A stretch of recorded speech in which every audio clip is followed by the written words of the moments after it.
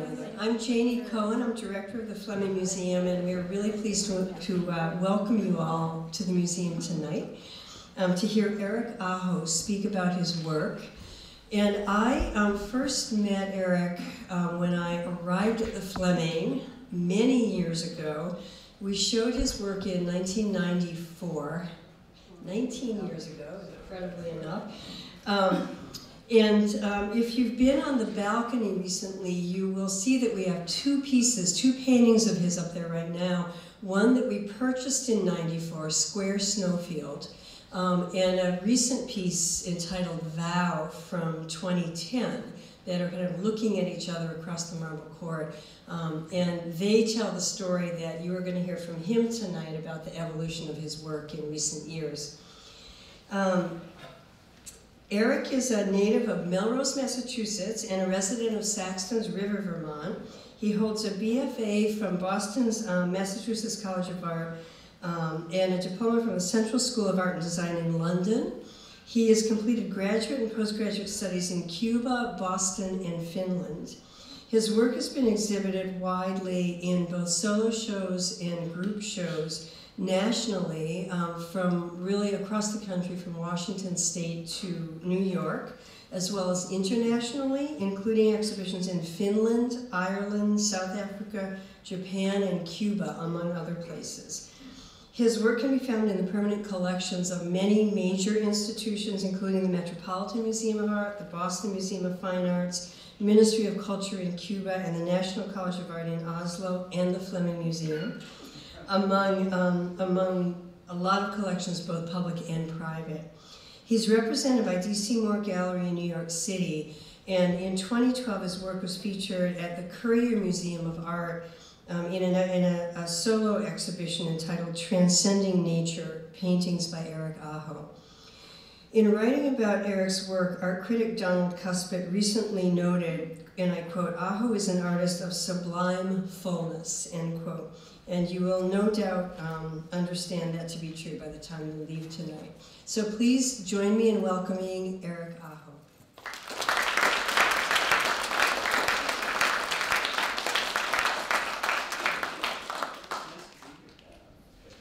Hi everyone. Nice to be here. Meet that. No, terve. We have to speak a little Finnish. Hello to our Finnish friends in the back. So Janie was counting the years, 19 years ago, and it was Janie's invitation to show a group of paintings was my first ever museum presentation on a really significant scale. In fact, the invitation came just. I didn't know what to do. I didn't have enough work for the show. I spent, I don't think she knew this, but I spent the entire winter making the work, and it arrived just barely set up. And those were 60 by 70 inch paintings, some of the largest paintings that I had made at that time, and it's still a size that I work in today. So a lot of things that I learned under pressure to make that show, I still adhere to today, and I'll talk about a little bit of that. The other thing that was really important with Janie's invitation is that it was also my first opportunity to speak in front of a group of people aside from my students. And at the time I was teaching at the Putney School, not a forgiving audience, all right? So I was relieved to see such kind faces and great responses with the first Fleming audience, and it appears that that's going to be much the case here, although there is a Putney student in the audience, so please be kind, right? And you know, with that talk, I remember that since I've given most of my talks in the same manner, I don't have a clue about what I'm going to talk about in general. Although with this talk, I was asked to come up with a title, and I've never given a title to a talk, and I am often even resistant to give paintings titles. You'll see this one here is just the longest title I've ever given a painting. I can talk about that in a second. But I do recall that I talked about the landscape on the drive from Saxton's River to Burlington, And I was also reading Barbara Kruger's Animal Dreams at the time, if you recall that. And I was struck by her idea of the jet lag of consciousness. Those are two things I remember talking about kind of extemporaneously. And when the invitation came to present this talk, I said, oh, goody, I can be really ambitious. I've got so much time to plan, right? But I was also reading something, and I thought, well, I have to come up with a title and all this. And I took an idea from a collection of essays that I had been reading by Wallace Stevens, the American poet. And it's from a lecture that he gave at Princeton University in 1941. It's called The Noble Rider. And in it, he presents the term the pressure of reality. And I think the pressure of reality for him, in that lecture, he was talking about the United States being on the edge of entering World War II and sort of dynamic social pressures all around. But I immediately saw it first as like, how on earth do I get to my studio? That's like the pressure of reality with two kids and life filling in. But I understood from Stevens that the pressure of reality is the exertion of influences on the consciousness. And the consciousness that he's talking about particularly is society. But I diluted that a bit so I could think about it particularly as an individual, and those influences being visual. So I'm going to try to accomplish a few things here tonight. One is weave in some of those ideas into this talk. I'm also going to try to get you from here to there and back again. So the installation on the upper floor of the marble court is a good and an illustrative bracket of sort of what's happened in 19 years. And I've been here a few times since, and I always check in on my painting, make sure the paint's not falling off. It's holding up really, really nicely. But it's a lot of fun to see it in contrast to something that's just a couple of years old, and in fact very fresh and very current with what I'm trying to do right now.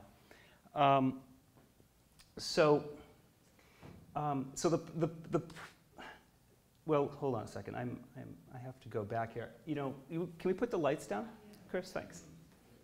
So, there we go. So I always think of these talks as sort of I can't have you all into my studio, partly because it's a house of cards with paintings standing on end, and it would be a mess. But I do like to think of these talks as an invitation into not only my studio, but into, if it's at all possible, into my head. And one of the things, actually maybe one of the only things I carry around in my head are images of other paintings.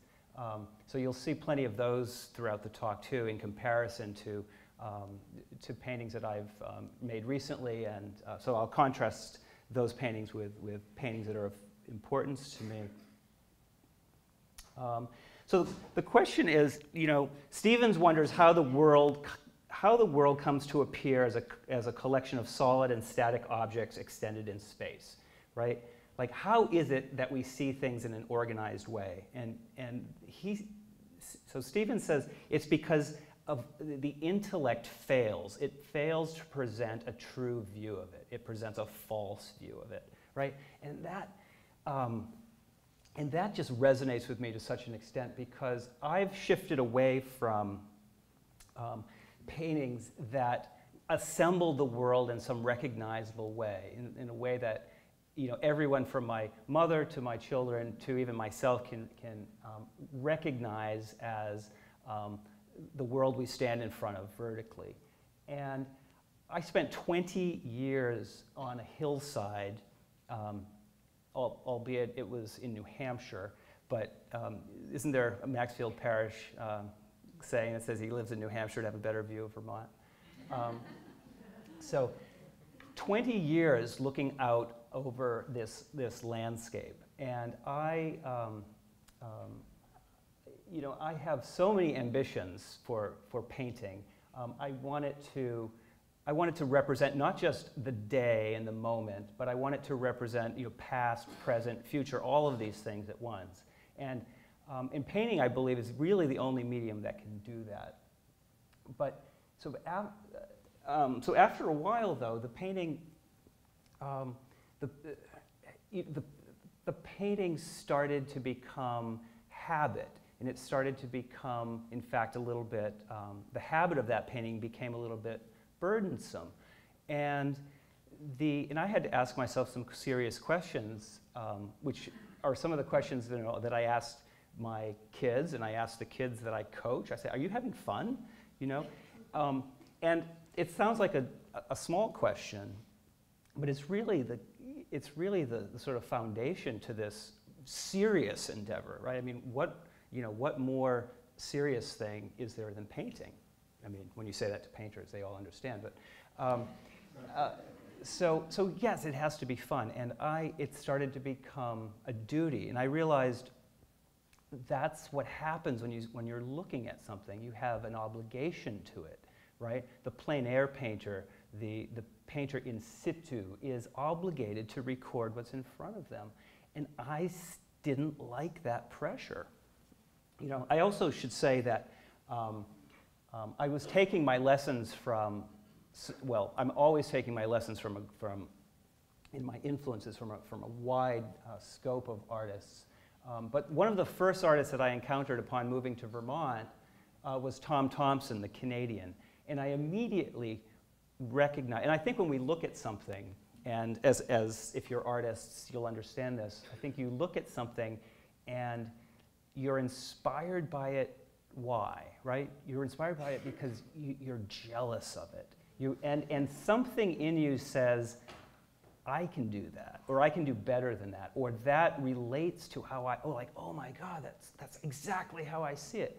And you know, when that's the case, you better remember that painting, and you better own it, and in fact, then at that point, you make it your own. You know, so these paintings, you know, it's Tom Thompson's name's ascribed to it there, and it was painted just 2 years before he died, but I did that.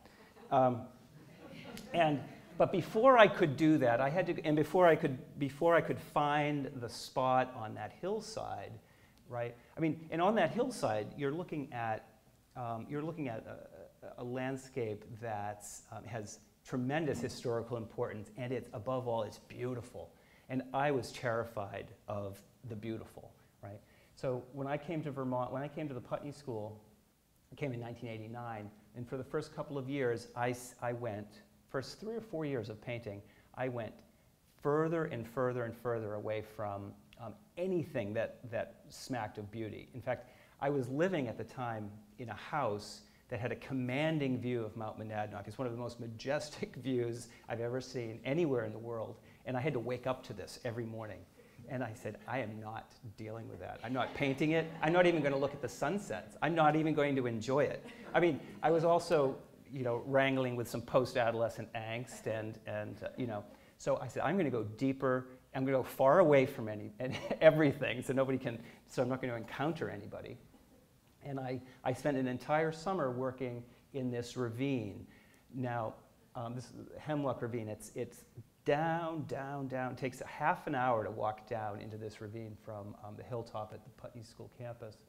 And it's 20 degrees cooler down there in August. It's 58 degrees, maybe 60 degrees. And I set up camp for 3 months. And I made one painting a day, and they took about 8 hours. And then I would walk back up the hill and cross the road. And halfway through this adventure, this old lady, because I'm carrying my paints in. I had no idea how to paint. First of all, I was a printmaker, so I had never studied painting. I had to figure that out on my own. And I took the job to teach painting by saying, sure, you know, how hard can it be? I would never have hired myself. But I'm glad they did, and I learned a lot. And I will say I learned a lot, and I continue to learn a lot from my students. Because, you know, it's an exchange, you know, this is a conversation. I mean, painting is about putting yourself out there in the world and to be responded to. You know, like, here, tell me something about it and guide me. I know what I'm doing, but I want your eyes. I want to see your expressions. I want to see, am I hitting the mark? And usually when I hit the mark, I go far away from it. So, and I find another target.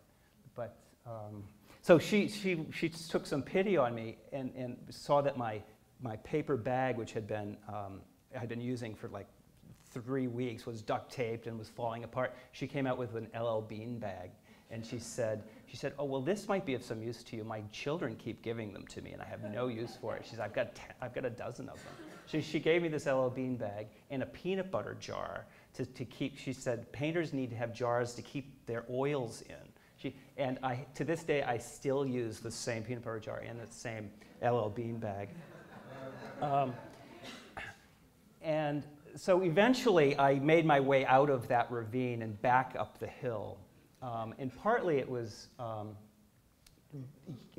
partly just practicality, that it became arduous to sort of get down and hike down into that wood carrying all this gear. But, and then I learned to find painting spots that were somehow rather comfortable, if I could say. This is painted in February, in the wonderful town of Guilford in the south, and the sun is hitting the side of a barn outbuilding behind me, right? So it's out there in the winter, it's 25 degrees, but I'm sitting in this sort of microclimate of about 55 degrees, and it's very, very comfortable, and I can paint all day long. And this is one of the last paintings that I did entirely on site in plein air. And it has, so the top half of it has everything that's about, that I had come to know about, sort of depicting, representing, responding to is even a word that I prefer to use, to what I'm seeing in this environment. But at some point, I became distracted by the paint, right? I became distracted by that plow pile in front there, and I spent. I remember feeling like, oh my gosh, this is something I hadn't ever really paid attention to before, and I thought, wow, I could spend my whole life painting these piles, and I took a year out of my life to paint these piles, and then piles of other things, including piles of birch logs and piles of white trash bags and piles of just anything I could find that reflected the light. But I always wanted to have winter come back. I may be one of the only people who doesn't want winter to ever go away. I think it's for me it's sort of just an absolutely magical time when I seem to understand everything so much better. And then I took, this painting comes right on the heels of that Guilford Valentine, and I kind of handled it in much the same way, but I let myself, it's painted in the studio, and I wanted to see if I could make a painting that felt like it was really painted on site, that it had all of the aspects of the fresh air, essentially. And one of the habits that I've developed working on that hillside was the habit and discipline, really, of taking the studio outdoors, taking all of the material, the tools, the accoutrements of the studio, the big pots, the palettes and the big brushes, the things that would typically be in like a deKooning studio, and moving them out to the landscape. And then once I had been, once the palette was charged up with the color of that day, once the quantities of paint were mixed and made and applied, and I had information on the canvas, even cursory observations, because I became aware at some point of how many changes a blue goes through as it passes through from the horizon through the clouds. Take a look sometime. You'll see that there are at least a dozen changes that happen through a group of clouds, and it's an amazing thing. And sometimes you can't accomplish everything outside. So I developed the habit of taking that information from the outside and bringing it back in. But this is the first painting that was kind of a, like an assignment to myself. Can I do this? Can I really make something like that happen? And I started with that top ridge, and I started actually with much the way that I still do, which is a color that's left over from the previous day's painting. And that way, I'm conscious of not just the individual paintings that I'm working on, but I'm conscious of the entire body of work, if you will, of the thread that runs through everything that I'm doing. And whether it's a landscape that has a recognizable object, or like the first one that I showed, that momentary brightness, there's something similar. There's something the same about them all. It's about my attitude, my intention remains the same. Something about the immediacy and the accuracy and of response to the sensation. So now it's not just the sensation of what I'm looking at, but it's the sensation of what I'm remembering having seen and felt and heard and smelled simultaneously. So a mix of all the senses. And in this particular painting, it's also a mix of memory and a mix of someone else's story. So this is the imagined day that my grandparents chose to leave their beloved village in central Finland in 1903. And family lore has it that my grandmother never smiled again when she got to America. She was one of, they were both from really large families, and she, until her death, continued to correspond with her 6 sisters. And funny, my grandfather never mentioned to anyone that that he was the youngest of 7, rather the oldest of 7 brothers. So when I discovered that was kind of unusual. But he didn't speak much. You should read Garrison Keillor on the Finns, right? So I'm trying to pack all of this information into a single painting.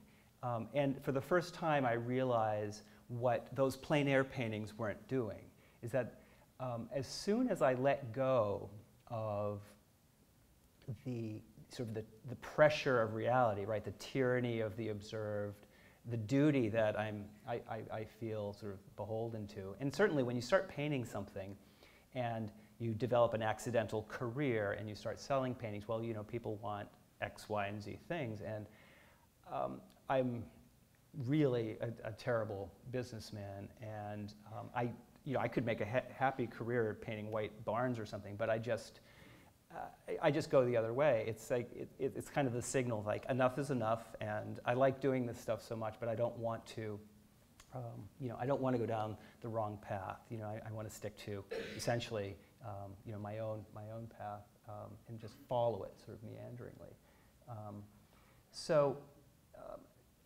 And then it occurred to me while I was making this that I was also dealing with contrasts that I'm always investigating in the paintings. And in this case, it was a contrast between this sort of incredibly clearly painted, beautiful sky. I wanted to paint a sky as beautifully as I had ever made, that I ever possibly could. A real challenge.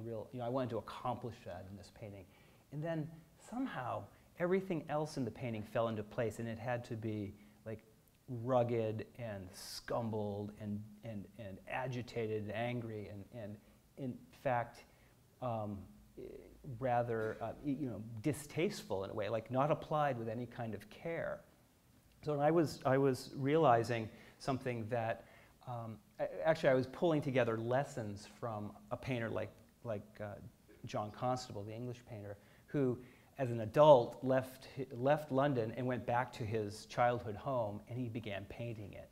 And he painted with a tremendous casualness, a carelessness, right? But he knew he knew the place so well. He didn't have to. He wasn't beholden to it somehow.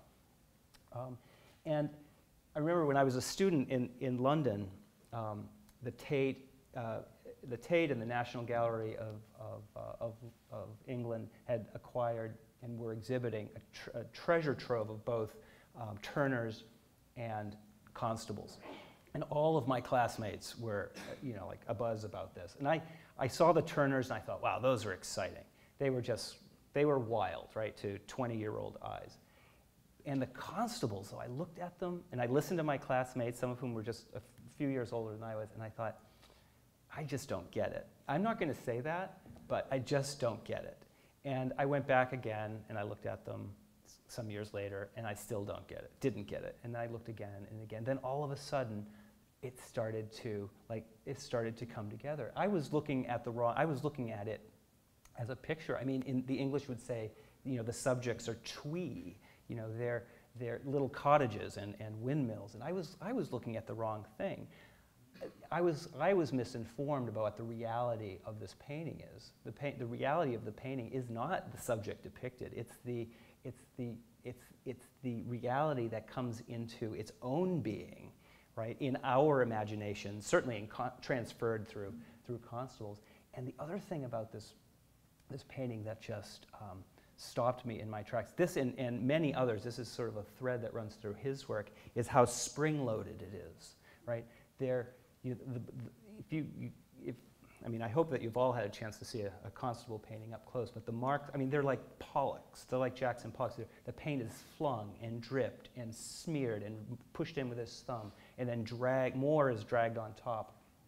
And then there's such a structure and a composition, but somehow the marriage between how it's built and how it's drawn, how it's painted, and how it's conceived is this sort of magical openness, right? This horse is, every time you look at it and then look away and look back again, it's leaping again. There's something, the cliche is, the captured moment, but it's not, but cliches never apply. There's something that's more, arrested to it. There's something that's, an active thing made permanent, a momentary thing made permanent, which is that link to the past, present, and the future. This is always moving. This is always happening, and it's it reminds me that paintings have a life of their own. And here's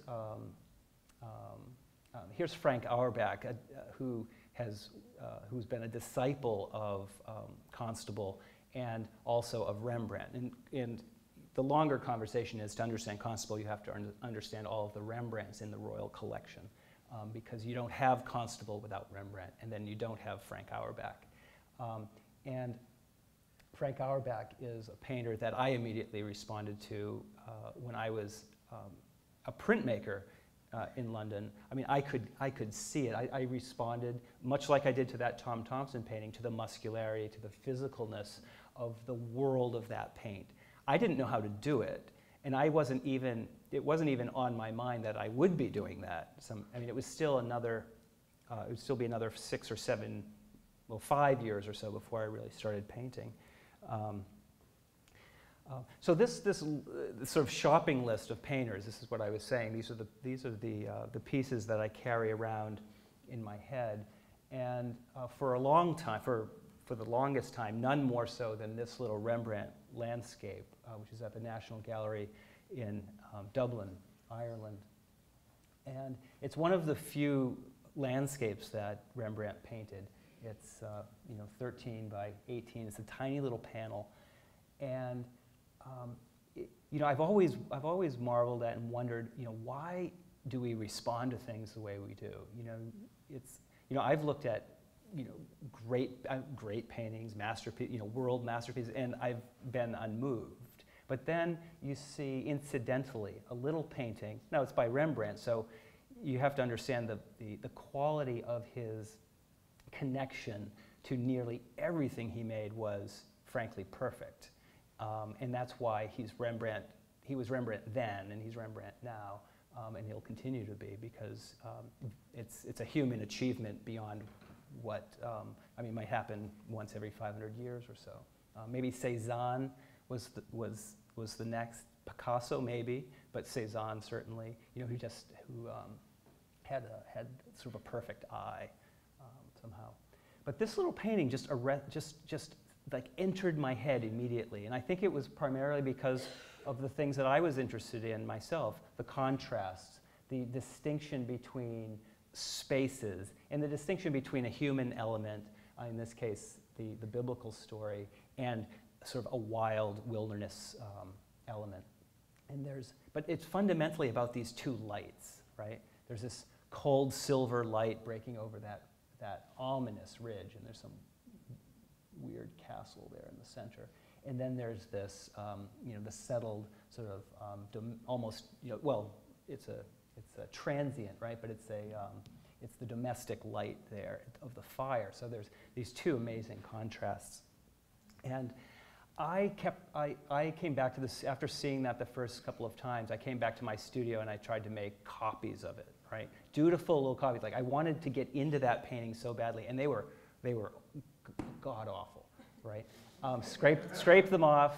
If I have one left, it's way back in the closet somewhere. And then, one day in March, I am, dealing with the pressure of reality, and I'm running to the bank and the post office before they close, and I drive past one of our local farmers, Steve Moore, has fields on the road that leads into Bellows Falls, and he was clearing the brush and burning it, and the sky was starting to fill in with clouds. It was the smell of the air in March, that damp, wet smell. The snow's just left, and the sun's leaving, and I know there's going to be a moon rising, and I just said, oh my God, this is the seeing of that Rembrandt painting. And when you pay attention, one of my great mentors, a teacher named George Nick, relayed a Cézannism to me many, many years ago. And he said, you carry the idea around Cézanne said, you carry the idea around in your head until you see it in nature.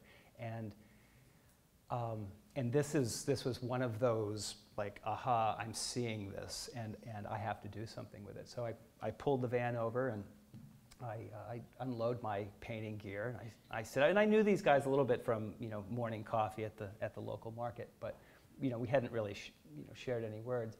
And I just asked if I could sort of set up and paint, and they said sure, and they cracked open a Bud Light and handed it to me, and then promptly forgot about me, right? So I just disappeared into the landscape, which is the way I would have it. It's kind of like, photographers disappear too. There's something, once they figure out what you're doing, they don't ask any more questions, and they just let you, like good Vermonters, they just let you go on with your life.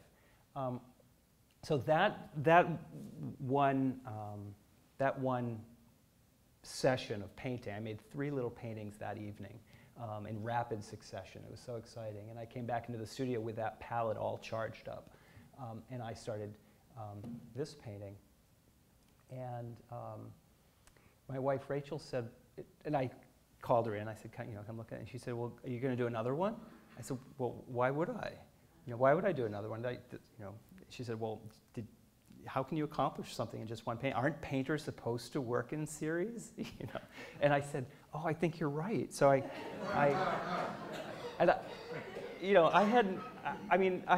had never worked in a sustained series. I had made paintings that eventually formed a series, but to set out with the intention of, so I stretched 12 canvases, all the same size.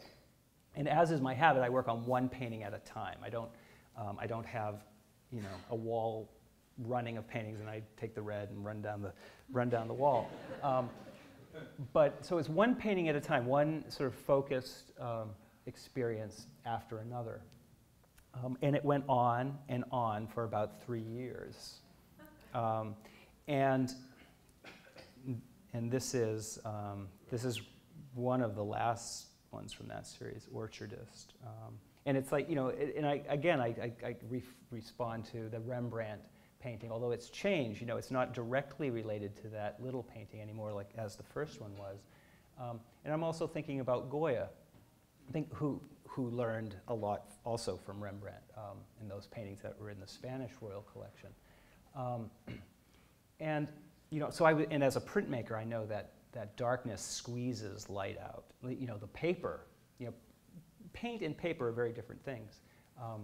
But the darkness has a responsibility and a kind of has a role in sort of squeezing the light out of something, pressing it forward. So that's kind of went into that. And I had, so through all these years, right, I had refrained from looking at any pictures of forest fires. And I have a friend who travels around a lot, and he happened to be in Santa Barbara, and he was sending me photographs. And I said, no, I don't want to look at those. I want to look at George Catlin.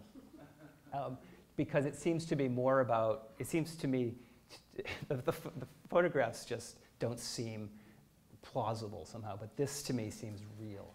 And, well, maybe not that deer in the front jumping over, kind of cute, but but to me there's something really palpable about those paintings. But he embedded a photograph in one of his emails similar to this, and I happened on it, and I thought, oh my gosh. But I looked at it, and what struck me from his photograph was there was a swimming pool in the front. I just put this in for illustration.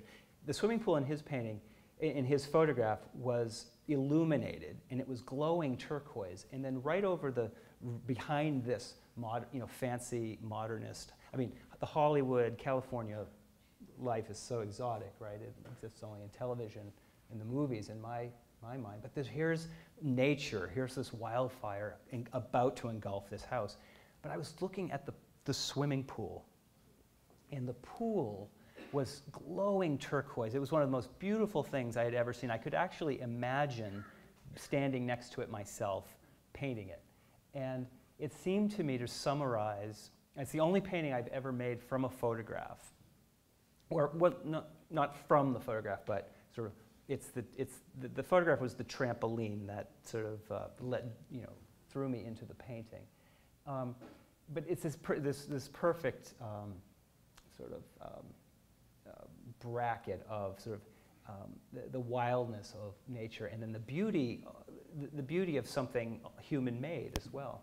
And I learned subsequently that in California during the wildfires, if you have a swimming pool, you're by law required to light it at night so that it can be used for so the helicopters can find it to take buckets of water.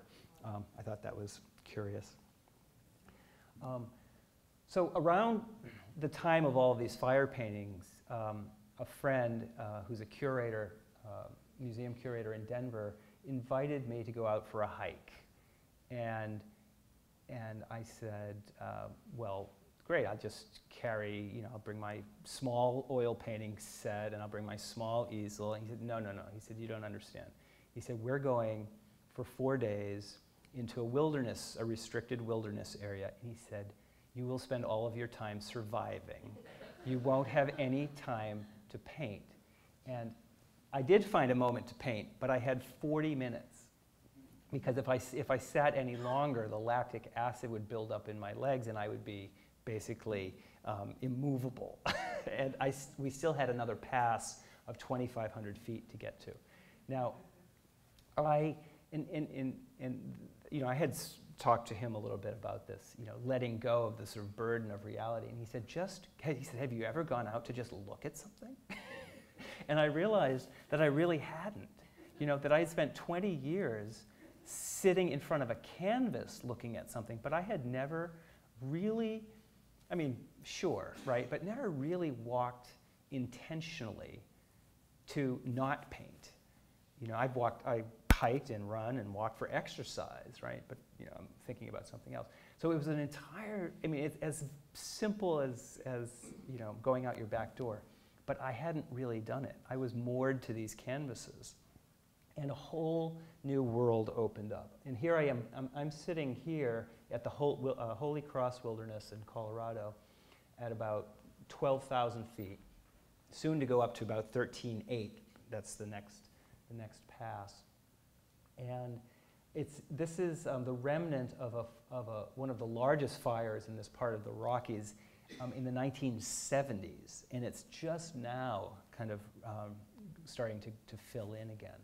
So I was, struck certainly by by the scale and scope of this fire, but also about how long it takes for sort of the natural world to rejuvenate.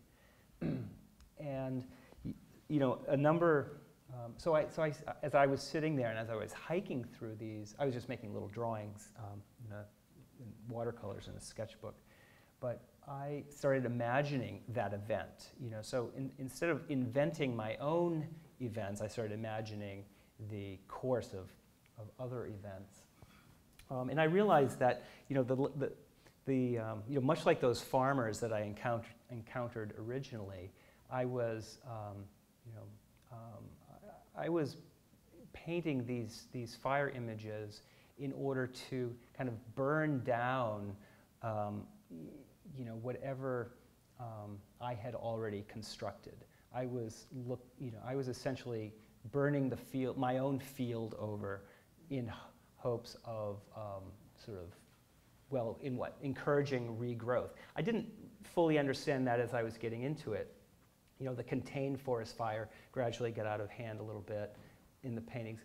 And it started, for me, became an equation of the imagination, right? But it became this act very, very much like, what the farmers do. And then, of course, retreating to paint the ice is always, it's always a welcomed retreat, and again, a further contrast, requiring a very different kind of focus. But I love the unreality of the ice, right? Like I was asking my daughter, we were skiing this winter, and I planted my ski pole into this snowbank, and it glowed this most radiant turquoise I had ever seen. And it was a gray day. I don't know how that happened. I don't know the physics of how it is that this little pocket of snow could be glowing turquoise like that. And I asked her if she could see and if she could smell and hear the turquoise, right? Because I was just playing around with the idea of what's the response to this going to be? Because that's kind of how I think about it. And she just looked at me and she's like, yeah, whatever, She's 10, right? But Frederick Church built his career on these unrealities of reality. I mean, I don't have the slide here, but he went on numerous expeditions on ice cutters off the coast of Greenland, and he painted amazing little paintings in the palm of his hand, little panels about that big.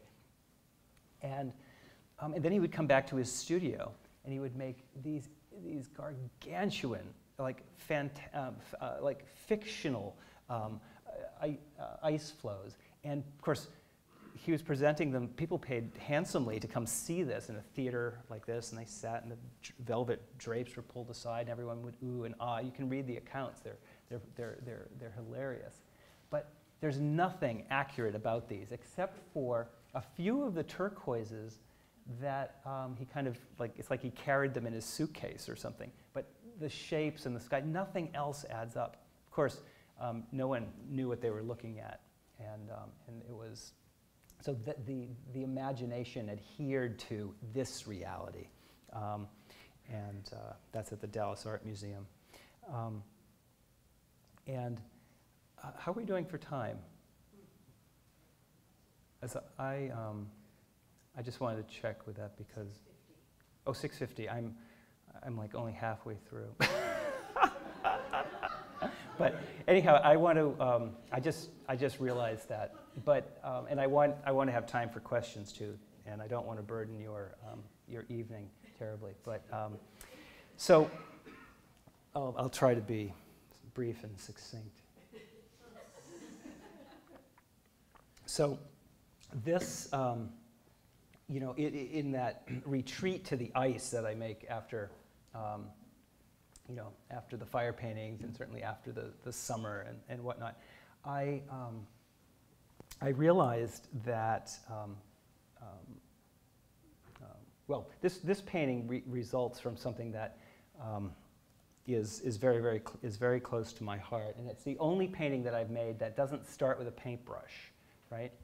It's a bit of a concept, right? It starts with a 19th century ice saw, and it comes from my father's stories of harvesting ice in the Finnish community in western Massachusetts during the Great Depression.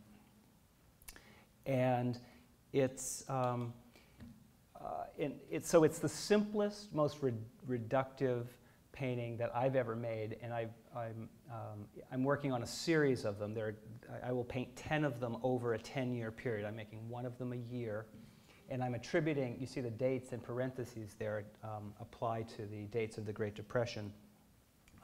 But quite literally, it's the plunge hole, or the avanto, in front of the Finnish sauna. And so, you know, again, it's representative of tremendous extremes. The inside of the building is 200 degrees Fahrenheit, and the water in that hole is about 34 degrees.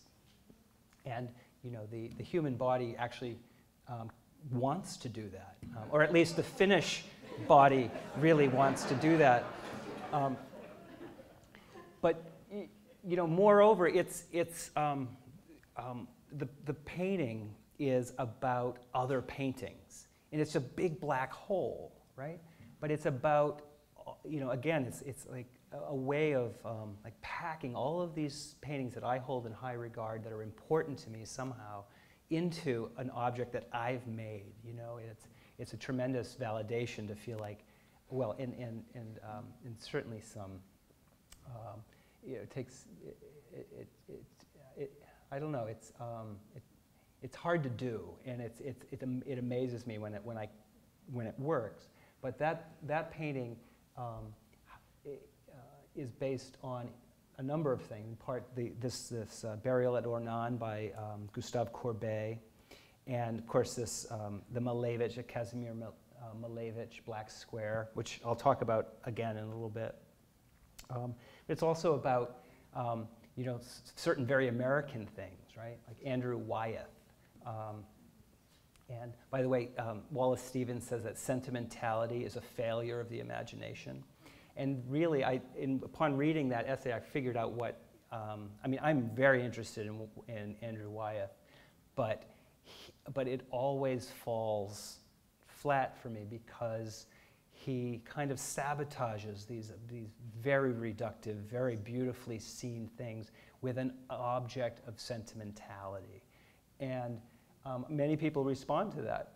And in this case, I believe it would be that bucket, the bucket in the shadow there.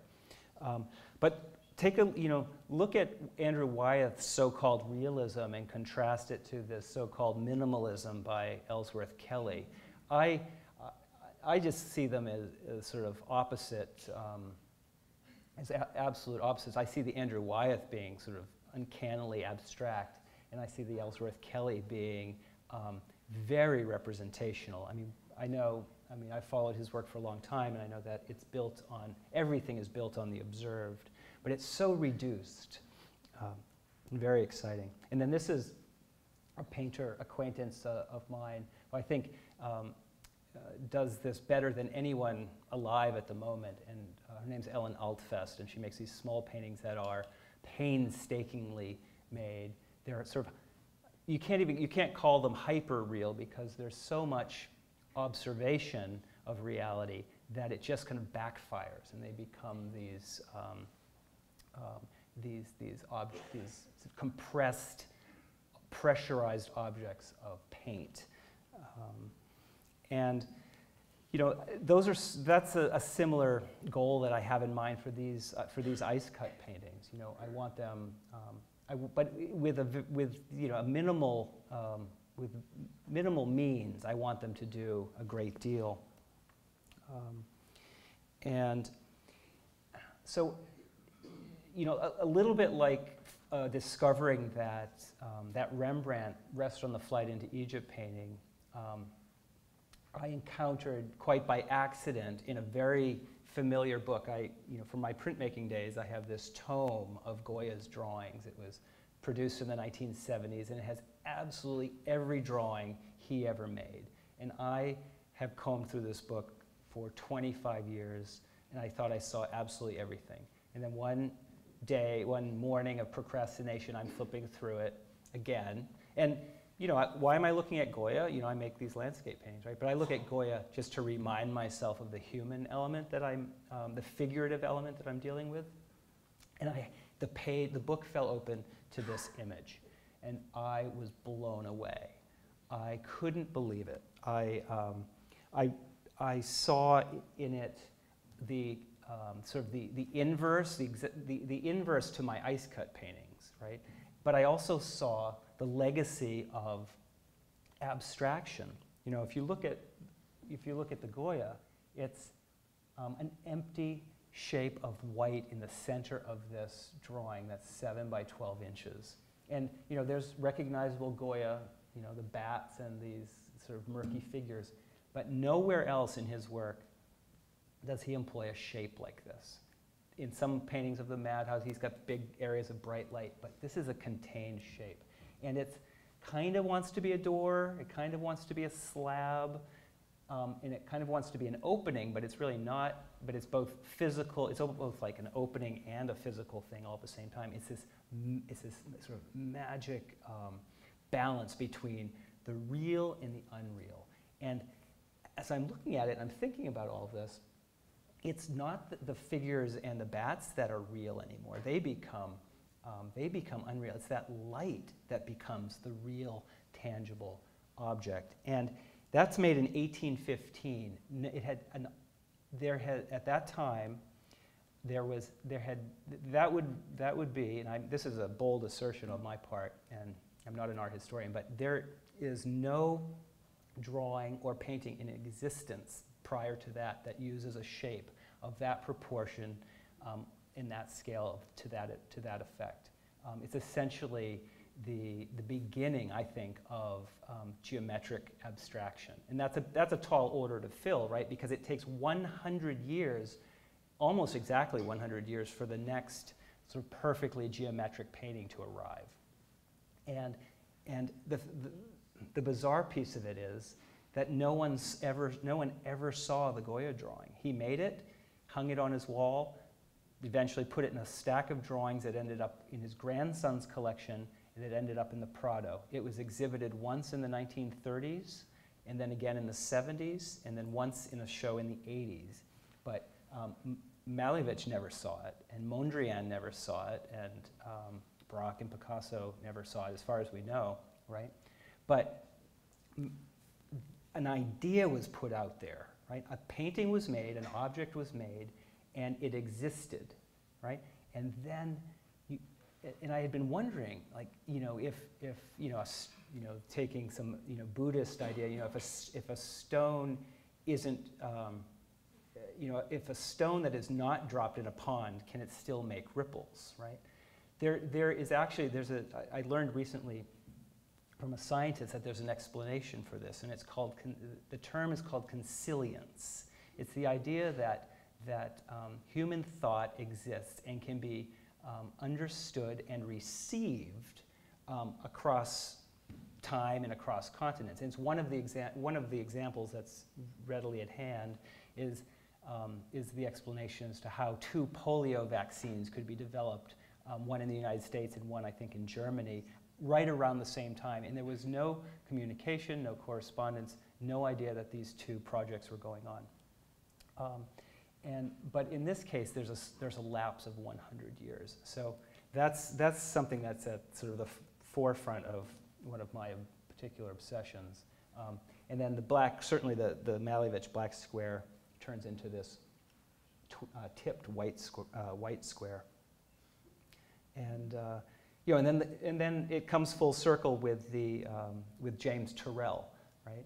An artist I hold in high regard. I think he is, he's our living God, and he. I wonder if he knows about that Goya drawing, and so so I've taken it to heart to explore it and study it, and I even looked at some of Goya's influences, and this is Watteau, like Watteau painted clowns, right?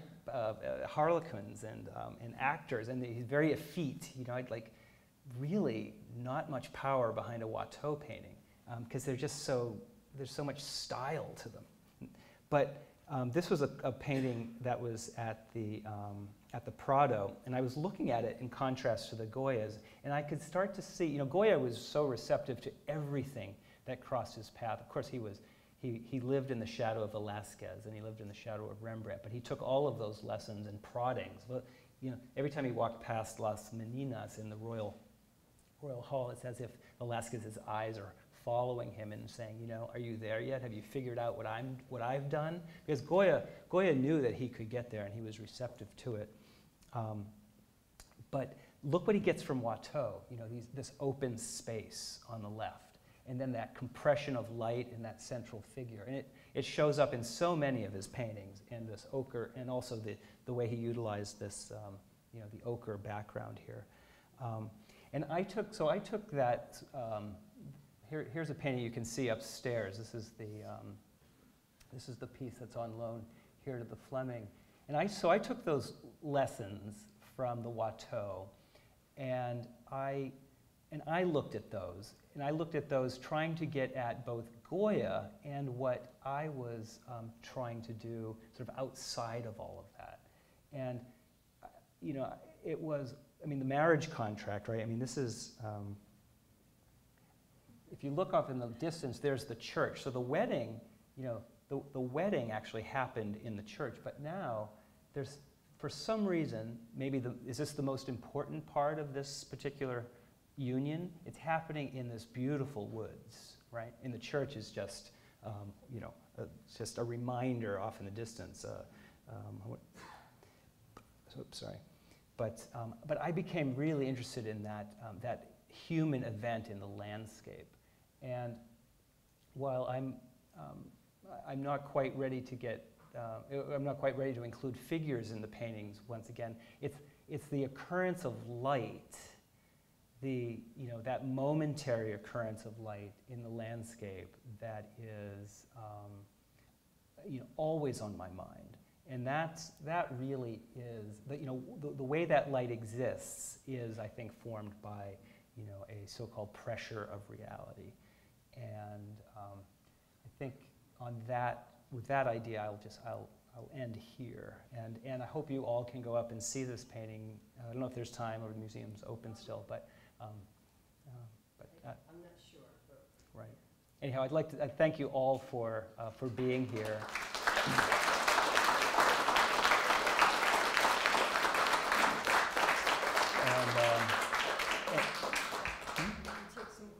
Oh, I'm happy to take questions, sure. Yeah. I broke my cardinal rule of more than 30, you're not supposed to show any more than 30 slides to any group, no matter how engaged they are in the subject. So anyhow, I broke that. Yes? Thank you for sharing many insights and images that were very interesting. Thank you. I was hoping you might tell us a little more about Wallace Stevens and what he meant to you. He's one of my favorite poets, and I wondered if you might tell us more about what he means to you in your art or in your life.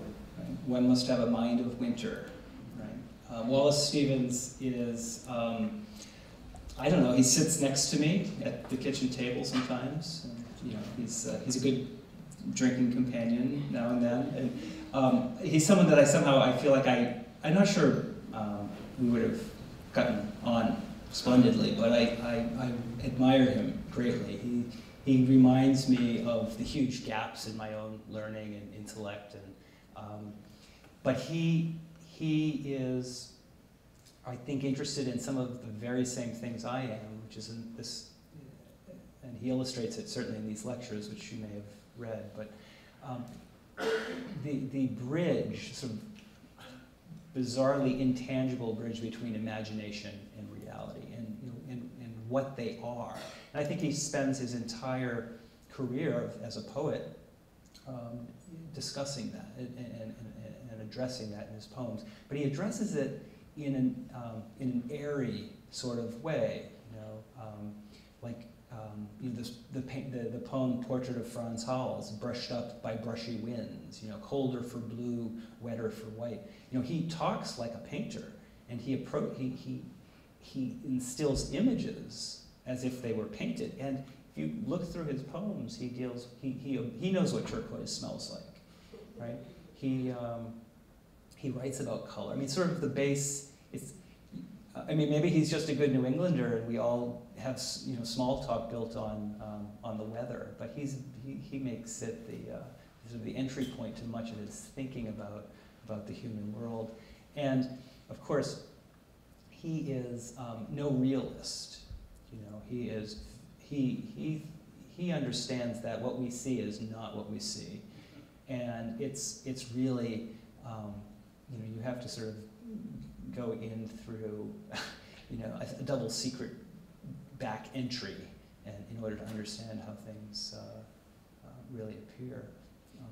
And I just go to him when I have some free time if I have a question. So I don't have tremendous insights into it particularly. There are many more who do. But he's just, I think if anything, to answer your question, I just feel a particular closeness.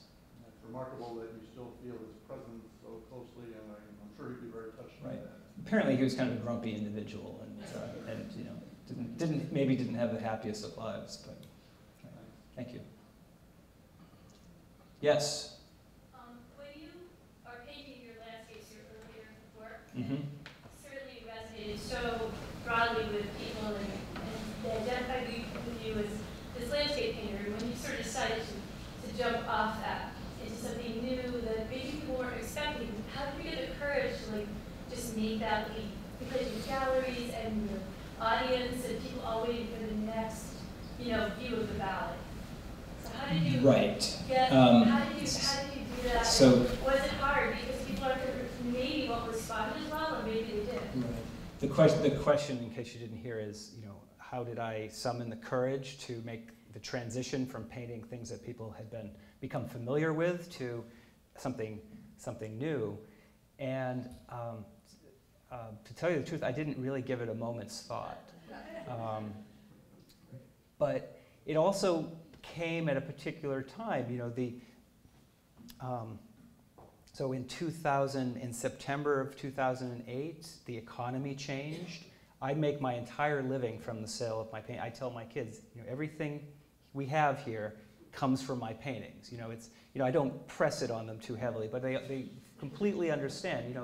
It's really like making something from nothing, and that's that dried up. I decided to take this momentary, hopefully, sort of lapse in the economy and in my personal economy, and I cashed in all of my whatever savings I had, my kids' meager college funds, and I put it towards making my paintings.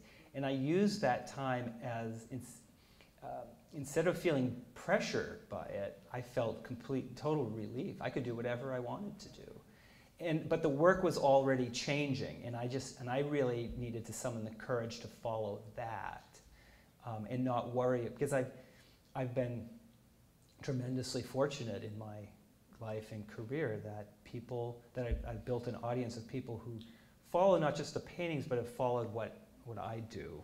And I had the good fortune of working with a dealer in Santa Fe, New Mexico, when I was 22 years old, who said, "Don't worry about your audience. Let the dealer worry about the audience. Just make your paintings, don't think about them." And that was some of the best advice.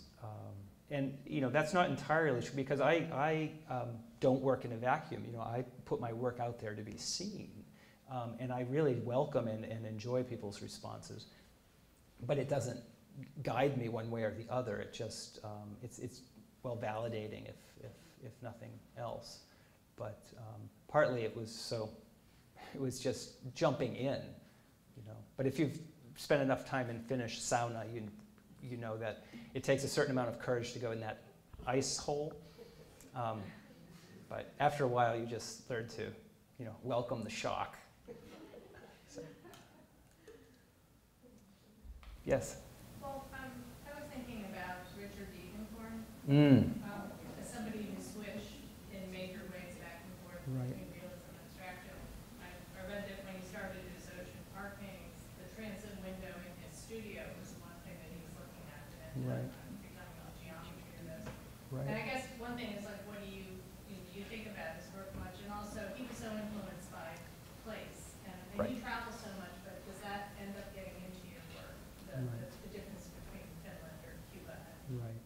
Vermont? The question is how do I relate to Richard Diebenkorn's transitions, and is place, the role place plays in that. Diebenkorn is just he's always been right there with me too somehow. But I think when I first started painting, I was very mindful not to make those sort of Richard Diebenkorn realist paintings, because every art school in the country has, you have your Richard Diebenkorn, and you have your, I don't know, you have all of the players show up among the students in these art schools, and I was interested in his lessons of observation. And when he so when I was making these transitions, some artists that I looked at were Diebenkorn and Philip Guston, just to name two, and I could see that they really were dealing with absolutely the same things from one way of working to another. It was just there was some urge, some deeper urge that needed to be satisfied. At least in the case of Richard Diebenkorn, I think, Guston just said he wanted to tell stories and he was tired of painting pretty pictures. That was a little different motivation, but they were different. They were a different breed of curmudgeon, so I mean I don't look at Diebenkorn so closely, and I'm not traveling as much anymore. To answer the second part of your question, I am really making paintings about. Well, they're not about sort of the topography of this place anymore, but they're more about some kind of mental, visual topography. I mean, all of the places that I've traveled fuse together, and I can remember, the lack of humidity on a Finnish summer day, or the humidity in the Cuban Cerva jungle, and it's those things. I can conjure those things up, and they help fuel the painting. As much as remembering things that I've looked at. And I go outside more intentionally now, as I said. I go out to look, and I go out into the fields and the hills behind the house in Saxons River, and I just took a group of about 12 kids on a beeline hike from the highway at exit 4 in Putney, right up through the Houghtonbrook Road to West Hill, and it's a beeline on the topographical map, and you cross the highway exit, and you see a world like, I learned so much. Of course, I was keeping up with 10-year-olds and all this, but I learned so much about the things that aren't seen. You drive past. Here I am finishing on this idea that I talked about in 1994. It's this idea that how the highway carved, like a line itself, it was made so intentionally, and I think really beautifully done. It's like a parkway still, the way it reveals Vermont, especially at this time of year.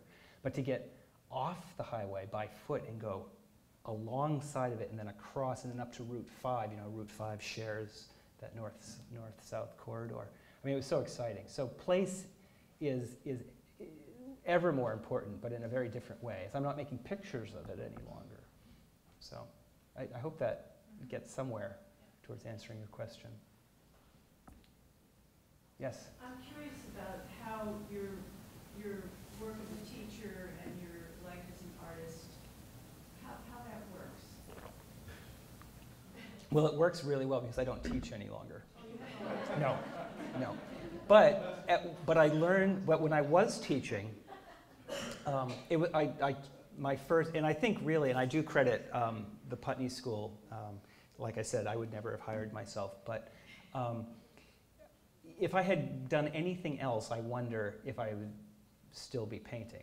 I was in this fortunate position to be in a very beautiful place. I was paid hardly anything for several years, and I lived in a dormitory, and I don't know for anyone who's familiar with independent school living, it takes everything from you. And of course, they have a willing 20-year-old, they'll take even more. But, so I really had about an hour of time all to myself every day. And I learned, because, and you know, at the end of the week, I'd like to see a few paintings. You know, I don't want to see one half-finished painting. I mean, it's just, there's nothing to look at, right? So I learned to paint these small paintings. I think some of the first paintings that Janie saw, little 11 by 14-inch paintings, I could set up and make, you know, 1 or 2 of those in an hour, looking not even thinking about them. In fact, I didn't even have time to think. And then I could pack up and head up to dinner and then on to my next activity. So by the end of the week, I could have a wall of, you know, 8 or 10 paintings. And then the weekend, you know, every other weekend was my own. So I learned how to use the time, and I still do that. Although, you know, I sometimes have stretches of 5 or 6 hours uninterrupted in the middle of the day. But, you know, everything fills in. And for all of you that are painters, you'll know that the outside world is not very kind to painters. The outside world does everything it can to keep you from painting. So you have to fight it. But I learned how to work really quickly and not think about things too much. Yeah. That was the hook. So anyhow, thank you for coming, and